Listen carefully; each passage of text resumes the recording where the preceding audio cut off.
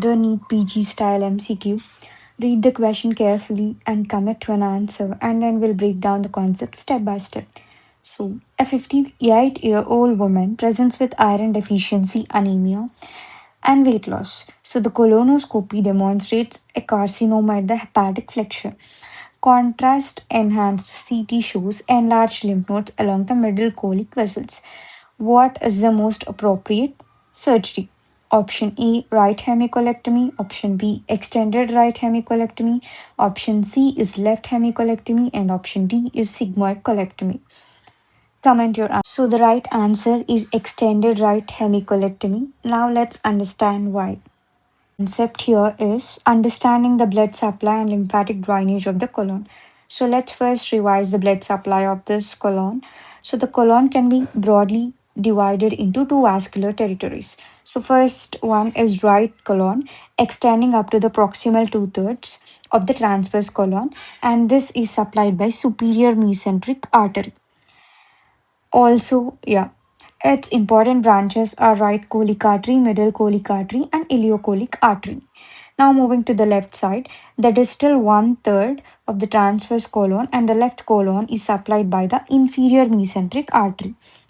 And one of its major branch is left colic artery. So now why is the anatomy important here? Because colon cancers can spread through lymphatics that travel along these blood vessels. This gives us a very important surgical principle. In cancer surgery, they don't remove just the tumor.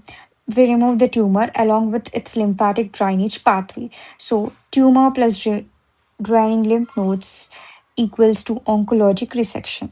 In the question, it is given as hepatic flexure. So, whenever this is where the hepatic flexure is located, and this is where the splenic flexure is located. So, hepatic flexure is in the right side of the colon. So, you have to get an idea that it is linked to the middle colic vessels. So, but yeah, there is another clue. The CT scan showed enlarged lymph nodes along the middle colic vessels. So, yeah, there are enlarged lymph nodes along the middle colic vessels. So, this tells us that the disease has spread through the lymphatic drainage accompanying the middle colic vascular pedicle. So, therefore, a limited resection is not enough here. We need a wider oncologic resection that removes both tumor and the involved lymphatic drainage. So, the correct surgery here is extended right hemicolectomy. Understand the colon cancer surgery according to the location of the tumor. So, the easiest way to remember this is surgery follows blood supply and lymphatic drainage. Because cancer can spread through lymphatics, we remove not only the tumor but also the vessels and lymph nodes draining that area. Cecum and ascending colon. For cancers of this cecum and ascending colon, we do right hemicolectomy. So this removes the right side of the colon along with the associated lymph nodes. And hepatic flexure, we do extended right hemicolectomy. So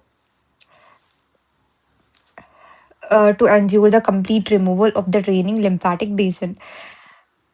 And the transverse colon, for most transverse colons, the standard surgery is left hemicolectomy. According like splenic flexure, we do left hemicolectomy, and tumors in the descending colon are also treated with left hemicolectomy, and the sigmoid colon, sigmoid colectomy. So the key points you need to remember are here. So if you remember this table, you can solve most of the MCQs based on this concept. Thank you. Let's meet with another MCQ.